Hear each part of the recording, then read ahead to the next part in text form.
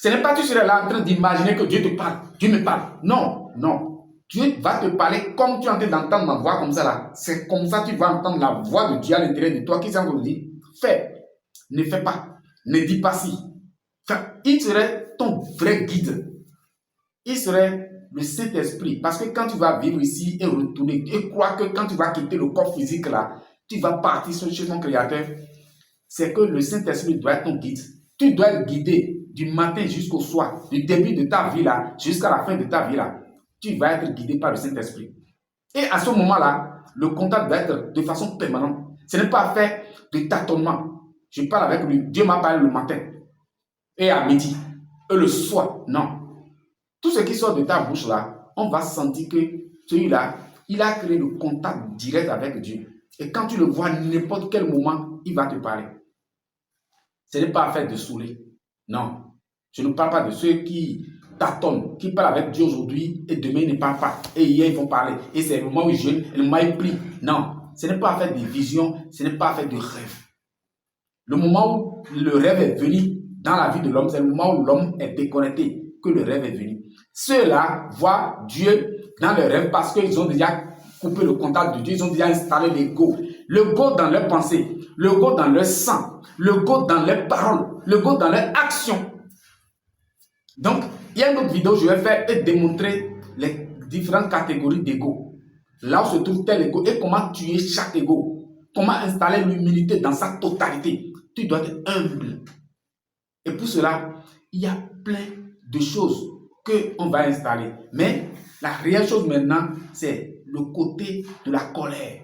Tu dois savoir que tous les chemins que tu vas prendre, qui va aboutir sur la colère, tu dois éviter de prendre tous ces chemins-là.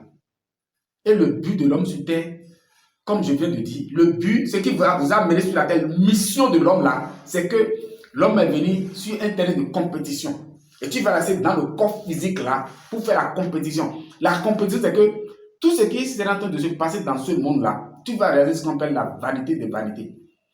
Rien ne t'appartient parce que tu es venu dans ce monde-là nu. Tu vas repartir nu. Très bien. Tu es venu sans rien. Et le dernier jour, tu vas partir aussi sans rien.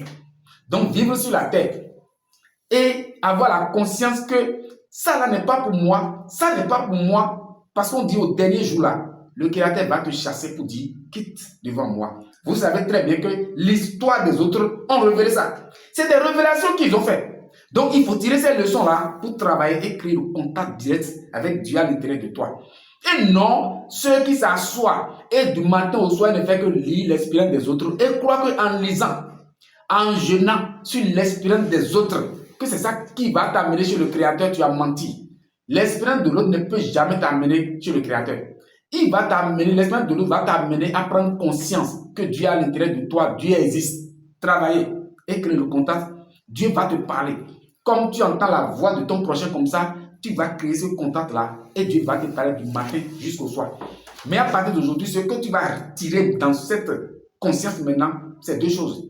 La première chose, c'est ce qu'on appelle la mort. La mort, c'est le fait que l'homme détache à l'intérieur de lui. Le contact n'est plus là. Tu ne parles plus. Dieu ne te parle plus de façon permanente.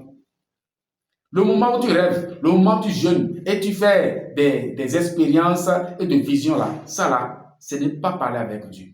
Ça, c'est flash. Je ne parle pas de ça. Ta vie, du matin jusqu'au soir, doit être en contact direct avec Dieu. Il n'y a pas un moment où le diable va venir habiter ton corps. Non. Le diable est à chasser. Mais Dieu n'est pas à chasser. Parce que lui, il est là. Diable, lui, vient habiter le corps. Mais en réalité, Dieu, lui, il est là. C'est lui qui a façonné tout ton corps, tout, ton existence, même ta pensée là. Ta conscience physique là, vient de cette conscience absolue.